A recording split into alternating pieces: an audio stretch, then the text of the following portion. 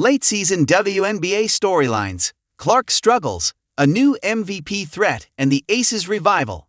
The regular season ends next week after a summer of twists. Caitlin Clark's injury woes, the Valkyries rise, Alyssa Thomas's MVP push, and the Aces surge. The WNBA regular season concludes on 11 September after a turbulent summer shaped by injuries, comebacks, and unexpected contenders. With the playoffs looming, here are the narratives that have defined the second half of the campaign. Caitlin Clark's injuries reshaped the Fever. Unfortunately for the Indiana Fever and their passionate fans, Caitlin Clark has spent most of this season in a role no one expected, as a coach from the sidelines. The 23-year-old has been limited by recurring groin injuries during the second half of the campaign. She has not been the Fever's only casualty. On 7 August, the team lost Ari McDonald to a broken foot and Sydney Colson to a torn ACL. 10 days later, Sophie Cunningham tore her MCL, while newcomer Chloe Bibby, signed on 1 August to a rest-of-season contract, injured her knee on 22 August. The string of setbacks has forced the club to cycle through hardship contracts and reshuffle its roster every few games. That the Fever remain in playoff contention despite such upheaval is a testament to their coaching and resilience. But whether that will be enough to meet their 2025 ambitions is another question. Natalie Nacase proves a rookie coach can win. It's not yet clear whether the WNBA's newest team will reach the playoffs, but the fact that the Golden State Valkyries are even in contention is among the season's biggest storylines.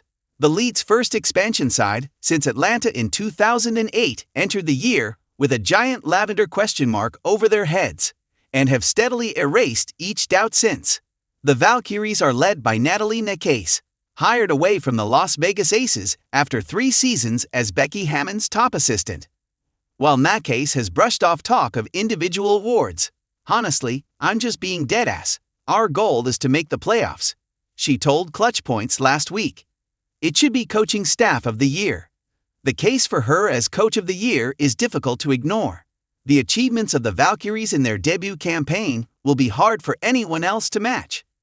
We are on the brink of the playoffs, and somehow the Aces, who had a 5-6 record by mid-June and were playing so poorly at the beginning of July that even Becky Hammon questioned their abilities, ended August ranked No. 2 in the league with a 26-14 record and are now within reach of a championship run. And sure, this is a team coming off 6 back-to-back winning seasons and 2 titles, but saying the Aces were bad before the All-Star break this year isn't an understatement. At the core of the team's rapid ascension is the inevitable A'ja Wilson, who is averaging 23.4 points and 10.1 rebounds this season and has found new and bolder ways to carry the team in their lowest moments and inspire them at their peak. Don't be surprised if Las Vegas end up in the finals this season, a new name in the MVP race. For most of the year, the MVP race looked set to come down to A'ja Wilson defending her crown or Nafisa Collier wresting it away. That was the prevailing narrative at the start of 2025, and both players did plenty to sustain it. But Collier's ankle injury in early August opened the door for another contender. Alyssa Thomas, one of the most complete athletes in basketball, has seized the moment and is showing no signs of slowing down. The Phoenix Mercury forward is averaging 15.8 points, 8.9 rebounds, and 9.2 assists, numbers that only hint at her impact. Thomas has produced a league-high 7 triple-doubles this season and became the first WNBA player to record at least 10 points, 15 rebounds, and 15 assists in a game. Her line that night was 13-12-16. She has been both floor general and steadying presence, quietly steering Phoenix from opening tip to playoff chase. The Mercury have dropped 14 games, but rarely through any fault of Thomas.